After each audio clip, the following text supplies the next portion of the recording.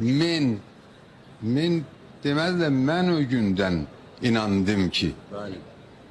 Men niye yazmış? Huruf iyi olur da. Şimdi Türkçe konuşuyor. Ben de Ve diyor ki kitapçıya neden diyor Azerbaycan Türkçesi yerine Türkiye Türkçesi kullanıyorsun? cümleler Türkiye lehcesidir. Niye men demez de ben o günden inandım ki. Men niye yazmış? Nasıl bu neyi gösterir Sayın Sevin?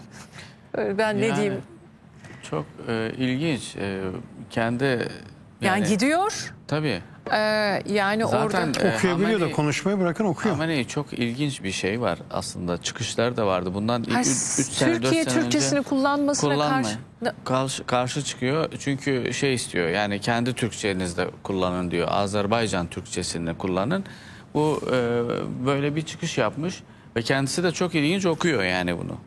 Evet. Kendisi biliyorsunuz kendisi okuyor, konuşuyor. Için, evet. Türkiye Türkçesini de ayırıyor da niye kullanıyorsun diye bir hesap soruyor. İki dili de bildiğini gösteriyor bize. Bu önemli bir şey bence. Tabii burada alınması gereken ders Türkiye Türkçesini kullanma kardeşim. Evet. Ne diyorsunuz?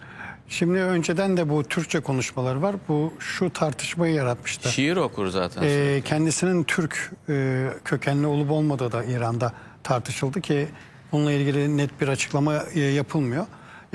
Biraz da bu İran'da yaşayan 40 milyona yakın Türkiye yönelik bir mesaj. Tabii ki. Şimdi Azerbaycan Türkçesi demesinin sebebi bizim Güney Azerbaycan olarak adlandırdığımız, yani İran'da yaşayan Türklerin yoğun olduğu bölgede konuşulan Türkçe ile bugün Bakü'de konuşulan Türkçe aynı.